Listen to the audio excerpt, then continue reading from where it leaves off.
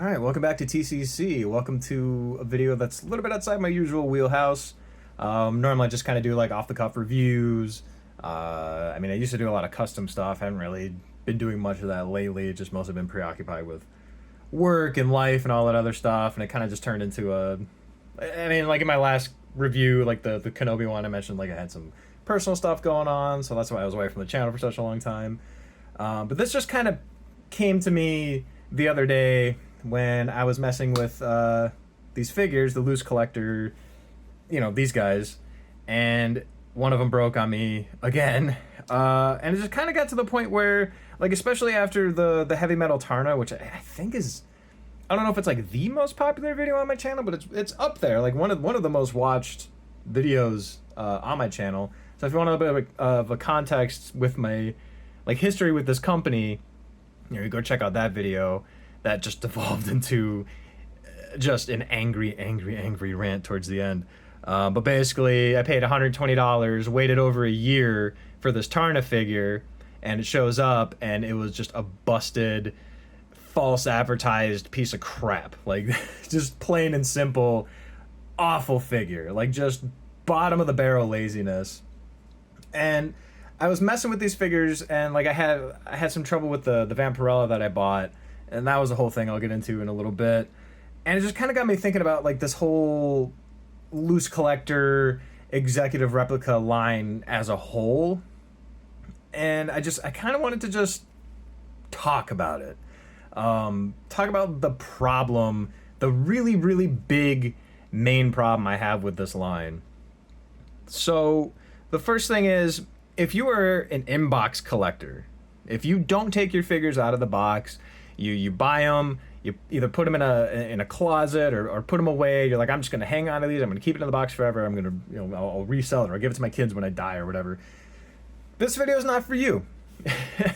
Like, you have nothing to worry about. These figures, I mean, the boxes, the box art, the way that the figures look in the boxes is just, it's fantastic. Like, they have really good display qualities in the box. If you're someone like me who likes to take their stuff out, mess with them, put them on your shelf, pose them, that kind of stuff, this is generally more for you. And this is definitely like way after the fact, maybe a little bit too late, I guess you could say, because these figures have been out for a while. But as far as the LooseCollector executive replicas, I'm not 100% sure who. I think it's executive replicas that makes them and LooseCollector sells them, or vice versa. I don't know. It's like a Coffin Comics. There's like 3 different companies attached to these, so I'm not exactly 100% sure who to point the finger at. But as you can tell, I've been having some problems with these freaking figures. And I know that I'm going to have people probably coming at me like, oh, why, how you don't know how to handle action figures. Like, you're obviously doing something wrong. Like, they shouldn't be breaking like that. Or you have the people like, well, I have mine and I've never had a single problem with them. Like, I was like, okay, cool, great, good for you. This is for people like me who have had nothing but problems with these and just kind of fed up. And like, the sad part is, like, I have that new 3-pack that's coming out. I'll throw like a picture up on the screen of that one. I have that pre-order. Like, it's paid off because, like they say, like, everything's retooled. They're redoing all the articulation. Everything's supposed to be better. And this was kind of before I'd hit like the tipping point where I wanted to make this video, that I was like, okay, yeah, you know what? It was like PayPal Pay in 4. So it's like I didn't even pay everything up front. I paid it off over the course of like 6 weeks. It was like $52 every 2 weeks, which was fine. It's great. But that also kind of leads into the other thing. The price that they are charging for these figures does not equate to the quality that you should be getting in return for what you have paid. Plain and simple. Whether it's, and I'll throw some more pictures up here, whether it's like the promotional pics that they sell these figures on, that they sell these figures to you with, the pictures that they show versus the final product. Again, you can go back to that Taarna video for a really good look at that. Like, they show like the most beautiful paint jobs on these figures. The faces, everything looks amazing. And then you get it in hand, and it's like, yeah, it looks good, but I mean, it's literally no better than anything that like Hasbro has been putting out in the last couple of years. Like, at least like sculpt wise, like Hasbro's been really knocking it out of the park as far as sculpts go. Like, hang on. Like, right here. This is the new Black Widow. Look at the face sculpt, the paint apps. Like, honestly, it looks better than the Red Sonja. I paid $30 for this, and I think this was $70 after tax and shipping and everything. Like, can you tell me, like, why this is $70 versus this being $30? You know, beside the fact that, well, it's Hasbro and then the one's like a smaller company. The other thing is, like, $70. We'll call it $70 per figure that you see here. $70 per figure, or 200 whatever for that 3-pack. $70 per figure. That's Mafex prices. That's SH Figuarts prices. That's Mezco prices. Like Mezco. Like, I have a Mezco right here. I mean, I paid $80 for this guy on Amazon. This figure is incredible. Same with this guy right here, Constantine. Another incredible figure. Comes with like more accessories than I can keep track of. This guy, and I think I paid like $95 for him. So why am I paying like just $20 less for these things and getting a fraction of what I'm getting with a Figuarts or a Mafex? You know, in terms of accessories, changeable hands, changeable heads. It's like, yeah, you know, the Vampirella comes with a different face. The Hellwitch, she came with tits. Like, ooh, tits. Great, cool. They're still in the box. I popped them on once as a joke, and I was like, okay. And then back in the box they went. It's like, I'm not going to display it on my shelf with their tits hanging out. I'm not 100% sure why. Whatever. To each their own. And then, you know, the Red Sonja, I think she came with an axe or something like that. I can't remember what she came with. I don't have the box with me. But anyways, the price that you're paying is not reflected in the final product. Like, out of all of these, like, I still think Hellwitch probably has the best, like, overall paint app and face. Red Sonja, definitely a close second in terms of, like articulation, paint apps. The face, again, I'll put up a picture of the original promotional art, and you can see, like, there's so much more detail. There's so much more to the paint app, like, especially on the face, in the hair, like everywhere, that makes these figures look like, oh, okay, yeah, that definitely looks like a $60 figure, $70 figure. Yeah, okay, yeah, I'll drop my money on that. And then again, like I said, you get it in hand, and it's like, oh, that's not even close, is it?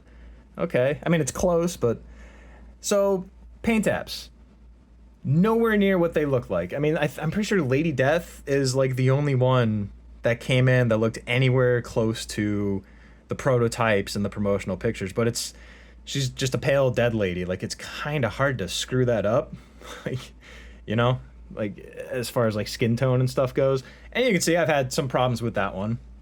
And then I would say Vampirella is fantastic. I mean, other than she's got a pretty good case of lizard eyes on this head. That's another thing you'll notice with some of these. But check out her thighs. And this is the replacement figure that I was sent. Because, and if I can find the pictures that I sent in the email to Executive Replicas, the gaps that I had on the original one that I got were worse than this. And you can already look at this and be like, wow, that's pretty bad as it is. This is like the improved version. Again, this was a $70 figure. Only came with one extra head, an extra set of hands, a bat, and a couple daggers, which, okay, you know, fine. That's more accessories than some of these other ones came with. But still, stuff like this for 70, 60 plus, you know, 70-ish dollars should not be happening. But I mean, as far as all these go, the Red Sonja is the only one I haven't had a problem with. She hasn't broken on me. She's like, I mean, other than the paint app not matching with the promotional pictures that they sold her on, she's the only one I haven't had an issue with. Nothing's broken. Everything is where it should be. It's not bad. I mean, you can see the Hellwitch right here. Well, like, awesome figure in concept, but this is like the most fragile piece of shit I think I've ever paid $25 away from $100 for. And you notice that both of these arms are broken, and I have worked to repair them. So basically, I drilled out holes. I put in like a metal bar and some glue, and I can shove these back in here. All right, that took a lot of finagling to get in there. Actually, I did a pretty good job getting that tight, but I mean, you can still see, like, it's not great. Both of her arms broke, literally, just from me trying to bend them regularly to get her into a pose, like holding her sword. Both of these arms snapped right at the pegs. Like you can see, like I had to drill it out and put that in. I have to pull this metal bit back out a little bit, but I mean, yeah, like I got them back on. They're kind of like just on there. They'll stay and it'll work for display purposes. But again, this was a $70 action figure, man. And then the same with Lady Death. Like, aside from having issues with her not being able to stand up because she's just got the absolute floppiest ankles on an action figure ever, like trying to get her to just stay standing without like a stand holding her up is basically impossible. I come into my room, I'll check it every day, and she'll be on the floor because her ankles just gave out. I mean, you can see, like, just barely rocked it and the ankles are moving. With her, same thing. I've had this figure for a couple of years now. I was one of the original backers of this whole thing. Like, I jumped on the bandwagon for this. I was like, oh, Lady Death, action, like an actual action figure, like a nice looking one. Awesome. I am so down to support a company that's making their own action figures. This is so cool. And I was really impressed with this when it came out. Same thing with her. Literally, all I was doing, I just wanted to turn her leg like this. I got about to here, and then it just went. And then I noticed, like, the way that they have this in here, like, it's this weird, like, it's, like, glued on, like, this peg that goes into the ball joint that rotates. So if you torque this even just a little bit, it's just gonna just pop right out. And I've already glued this multiple times, and, you know, because she likes to fall over, her leg just keeps popping off, so I gotta figure out what to do about that. And then I also have to make sure I glue it so her legs are even. So basically, every single one of these figures, except for Red Sonja, I have had just like catastrophic issues with. The Vampirella, you know, just having like the weird thigh gaps, which is really, really annoying. And then especially when you notice like the mismatched like paint app, you can see there's like some shading here that just doesn't go up into the leg at all. So it's just completely different colors. That's another thing with these LooseCollector figures. I haven't seen them as bad as Taarna, but a lot of the times with the shading, it just makes these figures look like they're sunburned, like they have rashes. It's strange, especially like some of the skin tone. Like she just looks kind of, she doesn't even look like vampiric. She just looks kind of waxy, unnatural. It is what it is. Like I said, I think as far as paint apps go, like I think Hellwitch is probably the best. Like she definitely has like the best face. But again, that's also, she doesn't have pupils to color, so they can kind of cop out there. But she got the little piercings. Like, it's like the details are there. But again, $70 per figure should not be having problems like this. I don't care if it's a new action figure line. Like, they had since Lady Death to figure this out. And the crazy part is, like, I don't see anyone else complaining about this. At least, like, I mean, I haven't really dug too far, so maybe there's, like, some Reddit threads or something that I haven't seen, but I don't see anyone else talking about this. Like, I reviewed that Heavy Metal Taarna. I keep going back to the Heavy Metal Taarna. That was, like, borderline class action lawsuit worthy with the bait and switch and the false advertising. And the really crappy part is that every time I've had to deal with their customer service or I've interacted with like the LooseCollector social media, like community manager, whatever, they're always like super great. They're super nice. They're easy to deal with. Like I sent an email about the Vampirella because I mean, it was a whole story. Like I bought one on eBay. It got lost in the mail. I ended up picking one up at a comic shop, but I emailed them about it. And even though I didn't buy it directly from them, although actually I did actually buy it directly from them because it was from their eBay store. They were like, oh yeah, we'll send you replacement legs. But then I ended up just getting a whole replacement figure in the mail because of the one that got lost, and they never sent me the legs for the other one, and then I ended up just selling the other one. They're great to deal with. They have great customer service. So it's like, you have great customer service, you have great people working there. Why isn't that translating into the product that you're charging so much money for?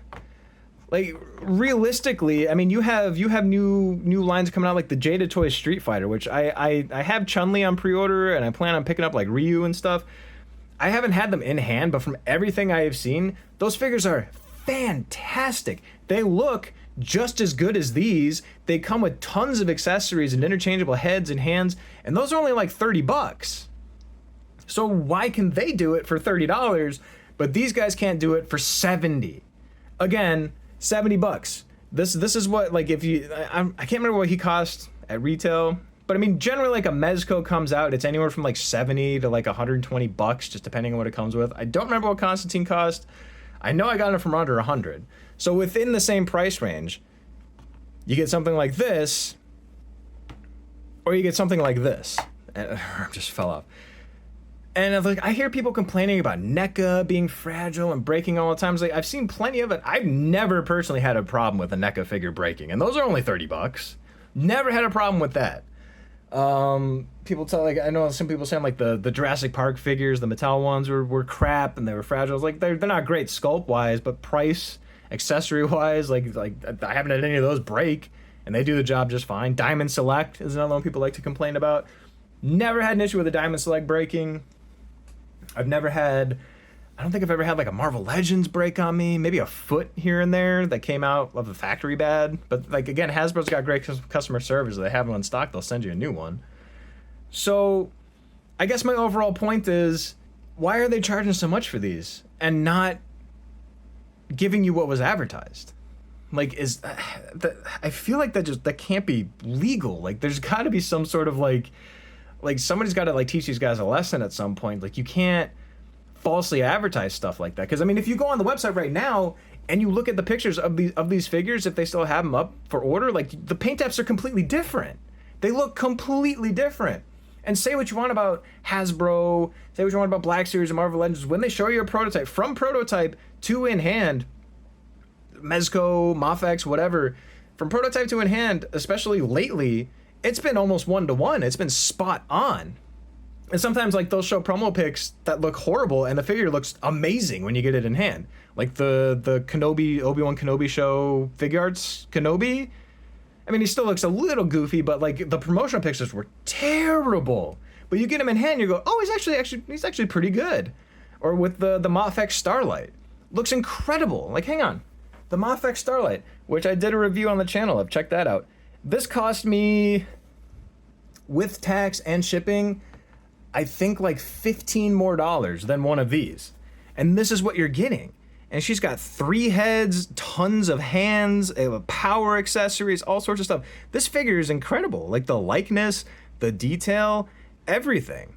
So again, they're what? 1, 2, 3, 4. I think there's like 3 more figures. There's like Critter, a couple more that I don't have, that I don't even know if I'm gonna pick up. Like, there are multiple figures, multiple years. Like, I think the Lady Death went up for pre-order in like 2018, 2019, something like that. Like, they've been doing this for like 4 years now. Like, even like McFarlane, like the first wave of McFarlane stuff wasn't great. And then I don't like McFarlane stuff anymore, but even he's improved dramatically in a lot of ways with his figures. Again, here's a $30 Hasbro figure. Incredible. I mean, the articulation on this thing alone is just fantastic. And that's another thing. Like, you don't get like shit for articulation with these. Like, they can go up. I'm afraid to go too far out. I don't want to break anything. But I mean, like, and then yeah, they have the ugly articulation here. No butterfly joints. I don't know if that's changing on the new figures. I hope it does, because I'm already locked in. It's all non-refundable. They have my money. I just got to wait for them to come out. And I'm excited. Like, I'm stoked for a little more to Chaotica. Like, they look awesome. So I'm really hoping they come out and they look remotely close to the promotional pics, but I'm not holding my breath.